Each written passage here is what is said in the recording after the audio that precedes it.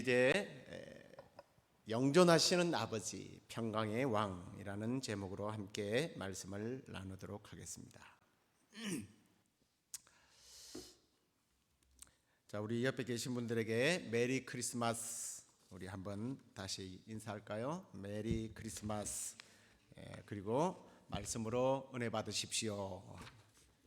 거기까지 하십시오. 말씀으로 은혜 받으세요. 오늘 옆에 가정에서 또 성탄 예배로 드리고 있지만 매년 같은 그런 분위기는 아닐 것 같습니다. 확실히 조용해서 좋긴 한데 뭔가 그냥 빠뜨리고 넘어가는 그런 기분, 이런 크리스마스는 맞이해 보긴 참 처음이죠. 그래도 이런 상황에서 오히려 예수님에 대해서 더 깊이 우리가 생각해 보는 그런 시간이 되었으면 합니다. 오늘 우리가 계속해서 예수님의 그 이름의 비밀에 대한 말씀을 우리가 나누고 있는데요. 이 말씀은 이사야 선지자가 예수님이 오시기 전 759년 전에 메시아에 대한 내용을 하나님의 그 신령한 음성을 듣고 선포한 그런 내용이에요. 우리가 성경을 읽다가 보면 하나님에 대한 표현이 수없이 나오는 것을 발견합니다. 그래도 그 중에서 가장 많이 등장하는 이름이 뭐예요? 여호와입니다. 여호와. 퀼러 바움 가르트너, 이름도 힘드네요. 그 사전이 있는데요. 히브리어를 이렇게 전공한 사람이 분명하게 거기에 나오는 이름을 여호와라고 하는 이름을 세어보니까 6823회나 나온다고 그래요. 이 여호와라고 하는 이름은 구원과 은혜와 언약의 하나님이라는 그런 의미를 가지고 하나님이 직접 사람들에게 알린 이름이죠. 사실 이 이름 외에 나오는 이름들은 2차적인 이름들입니다. 그리고 이 2차적인 이름들 가운데서 가장 많이 나오는 이름이 엘로힘이라고 하는 말인데요. 이 엘이라고 하는 말이 강함이라고 그랬죠. 엘로힘, 그래서 정말 힘이 강한 거예요. 지배자 하나님, 능력의 하나님이란 의미로 엘로힘이라고 하는 말을, 그것도 한 2550번이라고 합니다. 그런데 사람들은요, 이 하나님의 이름을 감히 우리 아버지 이름을 배봉준 이렇게 부를 수 없잖아요. 그래서 배자, 봉자, 준자 이렇게 부르는 것처럼 이스라엘 사람들은 그래도 여호와라고 하는 이름이 부담스러워서 아도나이, 주님이라는 말로 바꾸어서 부르기도 하고 기록하기도 했습니다. 그 외에 우리가 잘 아는 여호와 이레, 여호와 니시, 여호와 라파, 여호와 샬롬, 삼마 이런 이름들이 많이 나오는데, 이 이름들은 하나님께서 직접 말씀하시기보다는 사람들이 이 여호와 하나님을 경험하고 나서 하나님이 승리하시는 하나님이시구나, 치료하시는 하나님이구나, 평강을 주시는구나, 여호와는 군대구나 이러면서 하나님의 이름을 그렇게 수식으로 갖다 붙인 것들이에요.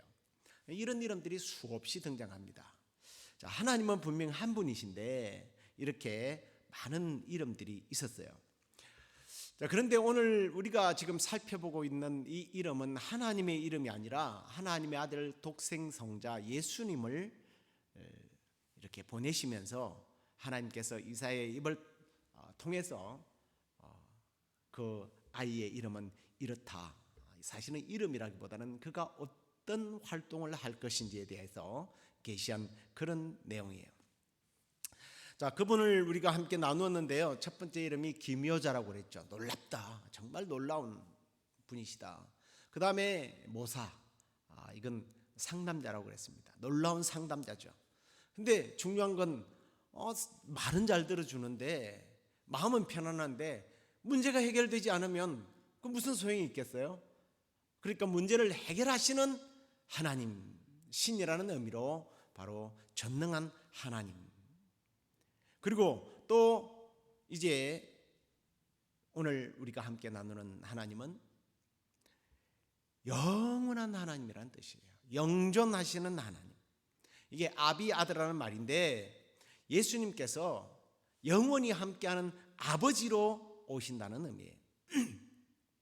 또 이사야가 예언했던 이름들이 이사야가 뭐 뛰어나서 예언한 것이 아니잖아요. 하나님께서 직접 계시한 말씀이잖아요. 근데 이 이름들을 나열해 보면 하나님께서 우리 인류를 구원하시기 위해서 얼마나 열심히 일하셨는지, 열심히 일을 이룰 것이라 그랬잖아요. 하나님이 열심히 일하고 계셨음을 우리가 보게 됩니다. 예수 그리스도는 놀라운 상담자요, 해결하시는 분인데 그분이 영원한 우리의 아버지가 되신다라는 거예요. 여러분, 아버지라는 의미가 여러분에게 주는 의미는 어떻습니까? 우리에게 아들을 주신 그분이 어떤 철학적인 하나님이 아니라 뭔가 우리에게 밀접한 아버지가 된다는 거예요. 여러분, 우리와 거리가 아주 멀고 근접할 수 없는 대단한 힘을 가진 절대 왕권을 가진 왕이다. 이게 별로 매력 없어요. 사상적으로 철학적으로 존재하는 그런 철학적인 하나님이 아니라 우리의 주위에서 늘 함께하는 아버지라는 거예요. 여러분, 하나님을 신으로 부르는 사람과 하나님을 아버지라고 부르는 사람의 느낌은 다를 거예요. 천국과 지옥의 차이일까요? 완전 다를 거예요. 가끔 우리를 놀라게 하는 놀라운 상담자, 해결을 잘 해주는 해결사와 같은 사람을 우리가 소문으로 들어서 알 거예요. 근데 그분들은 여러분들과 상관없는 사람들이에요. 심지어 여러분들이 한번 만나려면 엄청난 그 웨이팅 리스트에 올려야 될 거예요. 그런데 우리의 하나님은 그 놀랍고 대단한 상담자시요 해결자이신 그분이 우리의 아버지가 된다는 거예요. 사랑하고 나를 보호하고 안아주시는 아버지, 그 아버지의 마음을 가지고 이 땅에 예수님이 오셨다는 겁니다. 물론 이 땅에는 우리를 실망시켜주는 아버지들이 참 많습니다. 제가 종종 우리 아버지에 대한 이야기를 했습니다만, 제가 어릴 때에 아버지 때문에 많이 우울했어요. 지금 건강해 보이죠? 제가 몸이 굉장히 이디오피아 난민처럼 아주 새까맣고 눈이 아주 컸어요. 그래서 눈밖에 안 보인다고 동네에서 이제 친구들이 그 지어준 이름이 있습니다. 별명이 있는데 모가슴 밤볼락이라는 이름이에요. 여러분에게 무슨 의미인지 이게 전혀 감이 안 오죠. 그래서 제가 그림을 하나 준비해 봤어요. 모가슴 밤볼락이 어떤 건지. 조금 크게 보이는 동네가 우리 늑두라고 하는, 지금은 다리가 놓였는데 동네고, 그 옆에가 이제 초양이라는 동네고, 거기 가시면 꼭 케이블 한번 타보십시오. 그 옆에 조그마한 섬이 하나 있는데 정말 자세히 보시면 모가 같이 생겼죠. 그 여기 파란 라인이 있을 텐데 거기에 이제 물이 굉장히 셉니다. 거기만 낚시를 할 수 있는데 거기에 수심이 굉장히 깊어요. 근데 거기에 밤에 잡히는 볼락이 밤볼락인데, 이게 밤에 야행성으로 활동하다 보니까 다른 볼락보다는 눈이 좀 커요.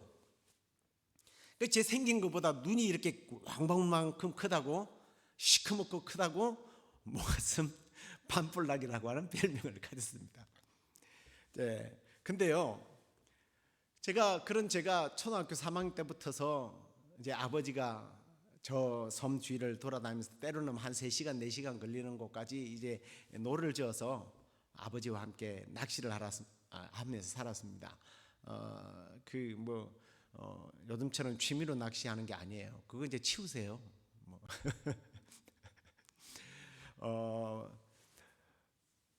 그 아버지가 이제 큰 배를 못 타니까 몸이 안 좋아서 저를 끌고 이제 낚시를 가면 밤 9시, 10시 경에 늘 항상 들어왔어요, 집에. 몸이 굉장히 약했습니다. 근데 아버지는 저를 훌륭한 목사로 만드는 게 아니라 훌륭한 어부로 만들고 싶었어요. 그래서 잠깐이라도 짬이 나면 그 낚시 매는 법, 낚시가 줄이 엉클어진 것, 이런 거를 풀라고 과제를 내줘요. 근데 그 시간 안에 못 풀면요, 정말 무슨 이게 군대도 아니고 아버지가 일본 징용에 끌려가서 그 고문 당하던 그런 고문을 제게 하는 거예요. 그게 얼마나 괴롭겠어요. 가출을 해야 되나, 자살 충돌도 느껴봤는데 지옥 갈 것 같아서 무서워서 자살도 못하고, 이제 고등학교를 가야 되는데 중학교도 겨우 보내준 저를 고등학교를 보내겠습니까? 절대 안 된다는 거예요. 근데 이상하게 원서 쓸 때쯤 돼서 하나님 데려가셔가지고 제가 고등학교를 가게 됐습니다. 그래서 저에게는요, 이 아버지 이러면, 이 육신의 아버지는 죄송합니다만 전 없었으면 좋았을 아버지, 늘 그렇게 생각했어요. 근데 여러분, 그 절망과 자살 충동 속에서도 우리 하나님 아버지가 나에게 계시구나 하는 그 하나님 아버지 때문에 제가 이길 수 있었어요. 오늘 말씀해 보니까 우리의 좋으신 하나님이 영원한 하나님, 영원히 함께한다는 뜻이에요. 영원히 함께하는 아버지래요. 근데 이걸 반대로 한번 바꾸어 보세요. 매일같이 때리고 포근하고 뭐 이렇게 괴롭히는 아버지가 영원히 여러분들과 함께한다고 생각해 보세요. 정말 살기 싫을 거예요. 그런데 오늘 말씀해 보니까 그렇게 놀라운 상담자요, 해결자요, 그 은혜로우신 하나님께서 우리의 영원한 아버지가 되어 주시겠대요. 너무나 우리를 사랑하셔서 자기 아들까지 죽이기 위해서 이 땅에 보내주신 그 하나님 아버지가 영원히 함께한대요. 그리고 예수님은 뭐라고 했습니까? 세상 끝날까지 내가 함께하겠다. 첫 번째 초림으로 성탄에만 함께하신 그 하나님이 아니라 영원토록 우리와 함께하시는 예수님, 그분이 태어나신 날이 바로 성탄절입니다. 우리 그분 앞에 늘 감사와 찬송과 영광을 돌리는 그런 복된 삶이 되시기를 주의 이름으로 축원합니다. 우리 주님께 TV에 앞에 계신 분들이나 우리 모두가 한번 감사 박수 할까요? 네. 우리 미국 사람들이 참 좋은 게요, 박수 합시다 안 해도 막 이럴 때는 박수 치고 그러더라고요. 좀 그랬으면 좋겠어요. 그 다음에 이제 마지막 이름이요, 평강의 왕이라고 해요. 샬롬, 샬롬은 많이 들어보셨죠? 샬롬이란 말이에요. 예수님께서 탄생하시던 그날 밤에 하늘에서 천군 천사들이 나타나서 찬송을 불렀습니다. 누가복음 2장 14절 말씀, 우리 한번 그 찬송을 불러볼까요? 지극히 높은 곳에서는 하나님께 영광이요, 땅에서는 하나님이 기뻐하신 사람들 중에 평화로다, 평화로다. 저는 이 말씀을 묵상하면서 그런 생각을 깊이 해봤습니다. 하늘엔 영광, 땅에는 평화. 압축한 것 아닙니까? 그런데 정말 이 땅에 예수님이 오셨을 때 하늘의 영광이 되었을지는 모르겠지만 땅에는 과연 평화로웠을까? 평화로웠나요? 예수님 당시만 한번 생각해 보십시오. 아기로 예수님이 이 땅에 오는 그 순간부터 권력자 헤롯의 시기와 질투에 의해서 베들레헴에 사는 2살 아래에 있는 어린 남자아이들이 다 학살을 당했습니다. 평화의 소식이 아니라 통곡의, 부모들의 통곡 소리로 소란했던 성탄절이었어요. 오늘날은 어떻습니까? 예수님이 평강의 왕으로 영존하시는 아버지로 영원히 우리와 함께한다고 했는데 이 땅에는 여전히 전쟁으로 인한 또 자연재해로 인한, 지금은 바이러스로 인한, 여러 질병으로 인한 사건과 사고로 인하여 정말 여러분의 안에 평안이 있어요?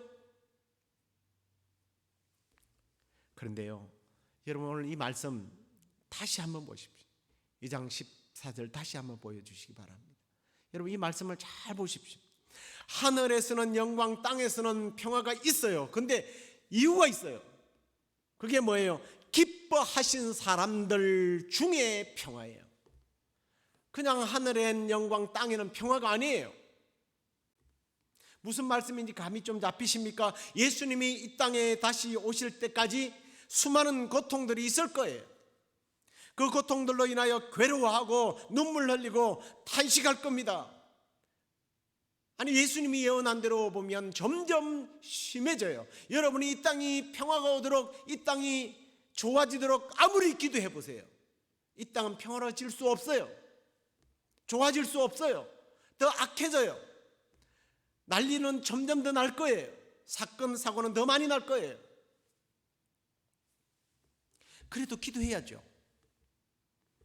그런데요, 이 평화의 왕이신 예수 그리스도를 하나님으로부터 택하심을 받아 영접한 사람들에게는 평화라는 거예요.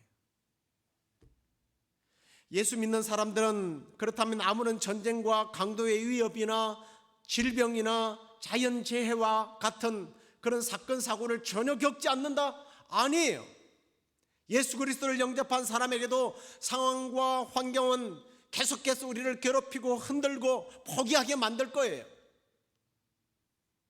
그렇지만 평화가 있다라는 거예요. 이건 너무나 역설적인 거예요. 심지어 예수님께서는 이 평안은 빼앗을 수가 없다, 세상이 주는 평강과 비교할 수 없다라고 말했어요. 세상은 늘 요란했지만 그럼에도 불구하고 내 마음에 주님으로 인한 평안이 있을 거라는 겁니다. 이 세상이 알지 못하는 평안. 이상하죠? 비극 속에서도, 아픔과 신음 속에서도 평안이 있다라는 거예요. 비극이 없어서 평안이 아니라, 눈물이 없어서 평안이 아니라는 거예요. 눈물 속에 왠지 모르는 평안이 있다라는 거예요. 그래서 예수님께서 요한복음 16장 33절에 이렇게 말씀하는 것을 봅니다. 이것을 너희에게 이르는 것은, 이것을 너희에게 이르렀단 말은 예수님은 지금 죽으심과 부활하심과 영생에 대한 이야기를 쭉 이야기하셨습니다. 이것을 너희에게 이르는 이유는 너희로 내 안에서 평안을 누리게 하려 함이라. 구원받았다는 즐거움이 있다면 평안이 우리에게 있다라는 거예요. 그런데 이것은 내가 너희에게 주는 것은 세상이 주는 것과 같지 아니할 것이다. 너희는 마음에 근심하지도 말고 두려워하지도 말아라. 복음 있는 사람들이 가진 평안이에요.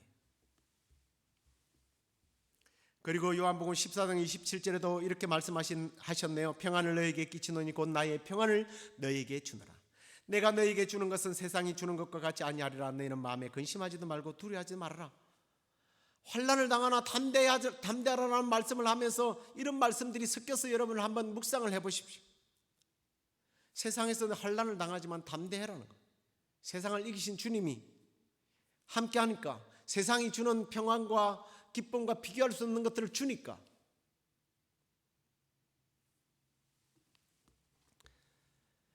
난리와 고통과 사건과 사고와 눈물과 한숨이, 질병들이 우리에게 찾아오고 우리의 마음의 문을 녹하지만 이미 우리 안에는 예수 그리스도가 계시기에 평안이 빼앗기지 않는다라는 겁니다. 그러기 위해서 예수님이 오셨대요. 놀라운 기모자, 놀라운 상담자, 전능한 해결자, 영원히 함께하는 아버지, 그리고 우리에게 평강 주시는 예수님, 그분이 오신 날이 크리스마스예요. 이 크리스마스는 그냥 단순한 할러데이가 아닙니다. 크리스마스는 이렇게 대단한 분이 저와 여러분을 위하여 이 땅에 오신 날이에요. 그리고 이 성탄절은 이 아기를 받아들이는 사람을 위해 보내주신 하나님의 귀한 선물 보따리입니다. 하나님의 선물. 이제 며칠 후면 우리가 성탄절을 맞이하게 되는데요, 이 성탄을 맞이하여 주님이 내 삶에, 내 마음에, 이 땅에 오심에 대해서 감사할 뿐만 아니라 아직까지도 이 예수 그리스도를 영접하지 않는 사람이 있다면, 혹시 이 방송을 듣는 분들이 있다면, 또 이런 기회를 통해서 인간이 어쩔 수 없는 이런 위기들 앞에서 예수 그리스도를 영접하는 기회가 되기를 간절히 소망합니다. 그 예수 그리스도가 임한 마음에 세상이 줄 수 없는 평화가 있을 겁니다. 이미 영접한 분들은 감사와 감격으로 맞이하는 성탄이 되시고, 또 더 나아가서 여러분의 안에 있는 이 평화로 인하여 여러분을 만나는 사람들이 예수 그리스도의 평강의 소식을 접하게 되는 그런 성탄절이 되기를 주 예수 그리스도의 이름으로 축원합니다.